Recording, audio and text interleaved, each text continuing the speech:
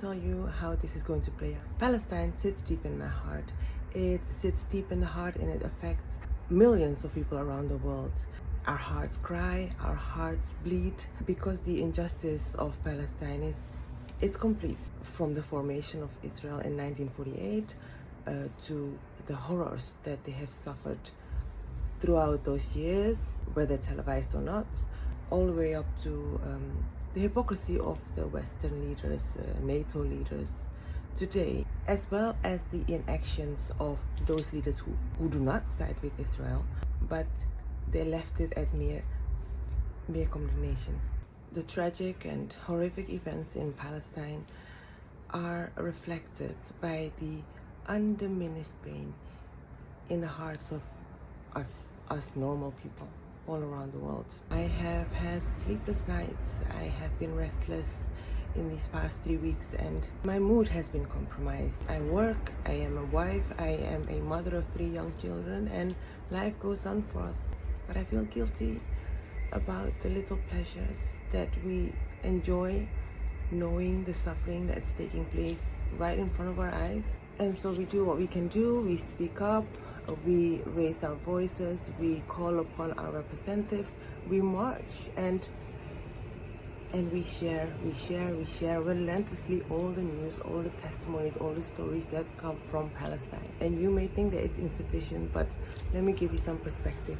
When my husband started in the Palestinian cause in the 70s, the support was very, very little and selected.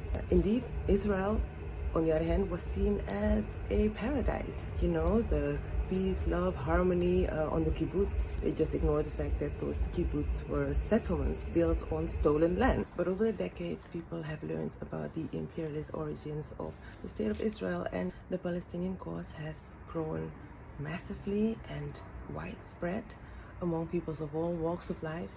Everybody knows about it now, and this is significant compared to how it used to be. And Israel still stands because of geopolitical, strategic support. I mean, people would never describe it as a paradise anymore because they now know more. They know the whole story, the full story.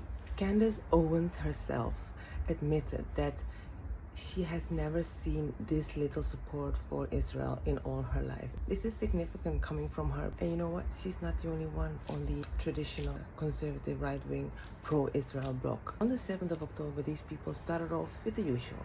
Self-defense, Hamas, and you know, the usual. But as the flood of ground reports and you and me, netizens of the world, kept sharing non-stop, undisputable videos, they too had to face it, the truth. They didn't change their stance. They are and they will remain pro-Israel, but you saw the changing of their tone, their narrative, the choice of their words. And I know that because I followed them, because I stood with them. When it came to anti-war, wokeness, and traditional values, I was with them. Their hitherto stance against war contradicted with their stance on Palestine-Israel.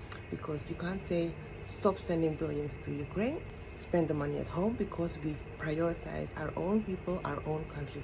But then, when Israel-Palestine erupts, then say, yes, we must support Israel by any means necessary.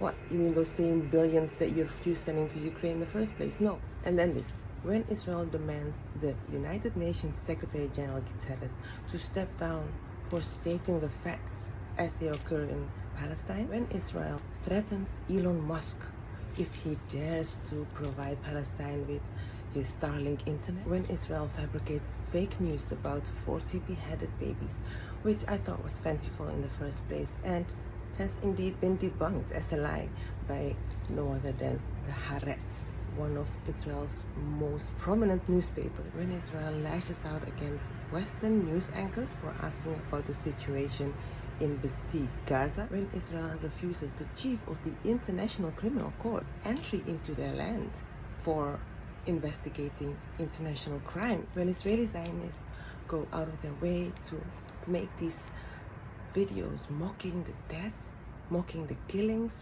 mocking the suffering of the Palestinian people, when they do all that, they just show themselves for what they really are.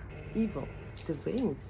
They have reached such desperate levels in protecting their entity that they have to go to such lengths I was going to tell you the way forward from this, the future, the only solution available, and that is this, the post-apartheid South African style of one country, one man, one woman, one vote. Because the two-state solution that President Arafat at the time agreed upon in Oslo, it actually never existed. It won't work. It will never work. Just look at the map.